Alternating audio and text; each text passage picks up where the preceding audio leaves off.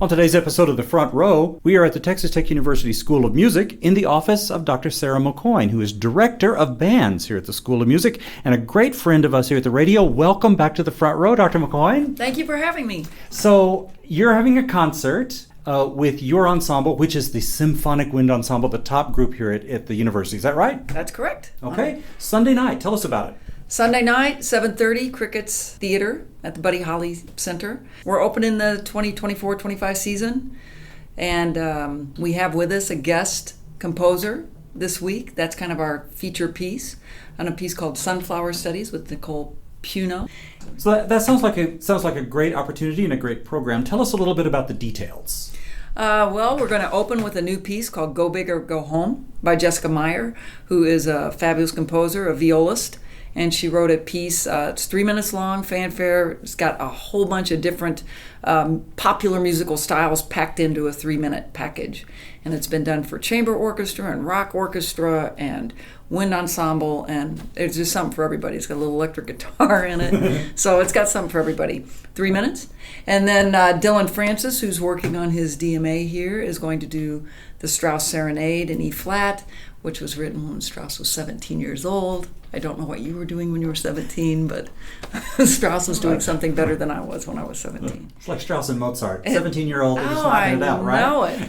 It's unbelievable. So it's a beautiful piece, so he's doing that. And then we are featuring a visiting composer, Nicole Puno, who is with us, and she wrote a 25-minute long piece called Sunflower Studies, which is absolutely gorgeous. And it captures a variety of styles and colors. There's a lot of chamber music in this piece. And the thing that I like the most about it are the variety of colors, the fact that there's so much chamber music in it. She's very clever about the way that she puts it together and crafts it from kind of an economy of means. It's just fascinating. The students love it. It's very interesting and colorful. So that's sort of our feature piece. And then we're going to close with a standard by Percy Granger called Molly on the Shore. That's a 4-minute reel. Great, excellent. The concert is Sunday night, is that right? 7:30 at Cricket's. At the Cricket's Theater. And people can just come. They can just come. Free and open to the public. All right, excellent. Well, stick around, don't go away. But we have another special guest with us, the composer of the piece that you were talking about, Nicole Puno. Welcome to Texas Tech. Welcome to Texas. I don't know if you've been before, but it's great to have you here. First time here, thank you. So tell us a little bit about you. Oh, sure. Well, I'm from Ohio, Columbus area, so I'm not going to say go Bucks, but that's the area I live in. I went to Michigan schools, so hey. And I've been composing since I was in high school, and eventually through a lot of trials decided to make it my career. I had a lip injury that ended a performance career, so I had to leave the University of Michigan to then go on to find a new path in composition, and I've been doing it for the last 15 years now, I think. Okay. Well, it sounds like you started early. Tell us a little bit about that process. When did you discover that you had this creative thing that you could write? How did that happen?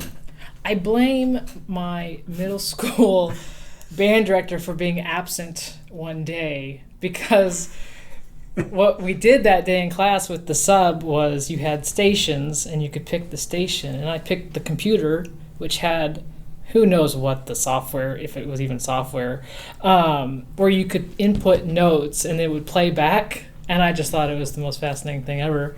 And I would write out solos for jazz band for my friends in 8th grade and have them play it because I was too scared to play it.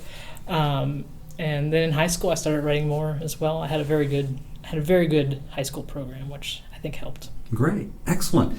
Well, you've written a piece called Sunflower Studies last year, I guess, 2023. Mm-hmm. And so how did that piece come about? I'm very thankful this piece came about. I was given the opportunity to write truly anything I wanted, for the most part, within reason.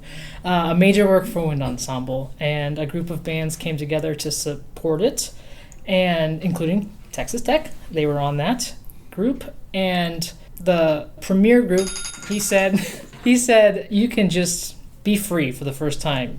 basically, because I had felt like I wasn't given that freedom up until this point. And I knew I wanted to write something major, and symphony made sense once I thought about my material that I had. And I, at that time, was very much in love with sunflowers. I still am. I also love Vincent van Gogh. His art helped me a lot develop my own sense of writing as a composer.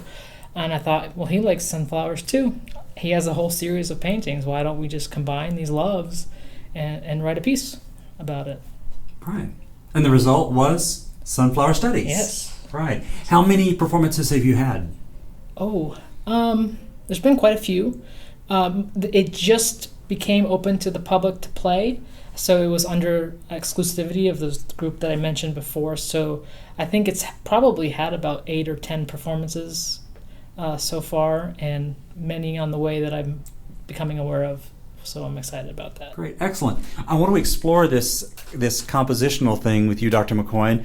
This is a hallmark of something you've done now for a while and extremely successfully, which is to go in with your colleagues around the country and commission a piece that you all get to play, and you get a major work out of it, right? And everybody, it adds significantly to the repertoire, right? So when did you come up with this idea?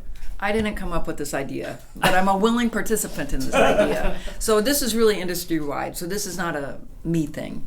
But it is very prevalent in our profession that a school, we have spearheaded some projects, we've entered in as a consortium member. These things happen all the time. And so we're in other consortiums, and then you get out of being, somebody contacts you and says, Nicole's writing a piece, would you be interested in joining this consortium? We do that, and then for that, you get a year's worth of exclusivity in performing that work. And the lead school generally gets the world premiere out of it, and maybe the first recording rights, those sorts of things, professionally. So you're right that this has added significantly to the contemporary classical music side of what we do, which is very active. And I wish I could take credit for all that, but thanks. But it's not me, but it's industry-wide. We do that quite a bit. Well, and there's other ancillary benefits too, because we have the composer in residence here with us today. And so, there's all kinds of benefits that go with this, right? Oh, tons across population. So we talk to the composers, we talk to studio teachers, we have other ensembles that do things. As much mileage as we can get out from having a creative voice here and with us live is awesome for our students in multiple genres. Right. Well, Nicole, tell us a little bit more about the piece. So, were the individual movements after individual paintings by Van Gogh? So I decided to not go that route. Okay. Although that was at once a thought, but he has like 7 of these, and it was just more complicated than it needed to be. And I also wanted to make sure I gave a good say to the sunflower itself. And so 2 of the movements I am naming or titling them after Van Gogh's painting style. So one is No Blue Without Yellow, which is a line he wrote to his brother, because I read the book of letters that he wrote to his brother, which is amazing that we have that. You learn a lot about what an artist is thinking through things like that. And so this is very similar to how I write. I think that you need both contrasting elements to make each enhance the other. And he was a master at combining blue and yellow in that way. And then the final movement is also after his brushstroke technique. It's called Broken Colors. And so, post-impressionists or even impressionists, it's interesting if you go up close to it versus if you stand back from it. It's a very different experience. I personally love going very close up to Van Gogh because you can see these thick brush strokes with it. So I was thinking about that a lot with that movement. And also there's a moment in the final movement where it's kind of a step back and just look at it from a distance. And then the other 2 main movements are after the sunflower itself and how I think it represents faith and hope. I think it's a metaphor for that. Happy to explain that later, but I don't want to be too long-winded. So one of those movements is called Waiting for the Brightness of Tomorrow, and the other one is Seeking the Golden Light, And all of these are combined in the middle by an interlude. It's kind of like a palate cleanser in between the two other movements. Wonderful. Well, we can't wait to hear it Yeah, on thank Sunday you. night. That's going to be really, really great. So, Dr. McKoin, back to you. The Strauss piece is scored differently, and I wanted to talk to also Nicole about this, about scoring. So how is the Serenade different than Nicole's piece? Nicole, how did you score the work in terms of orchestration? Well, it's a pretty large ensemble for mine. It's full ensemble, and the way I was personally thinking about this specific piece is almost in quartets, even though it's a full band piece. So trumpet quartet, trombone quartet, sax quartet as the main meat of it. I started my career and everything with chamber music. It took me a long time before I wrote a large ensemble piece. So I tend to think in that way, and that was how I chose to combine colors, was through these quartets in a way. But it's a full ensemble. There's 7 percussionists, so there's plenty of them to go around as well. Great, excellent.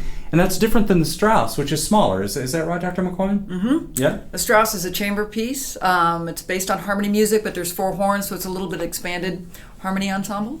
It's got a contrabassoon in it, so it's a little bit expanded. But the thing that's cool in her piece too is it has a lot of chamber music.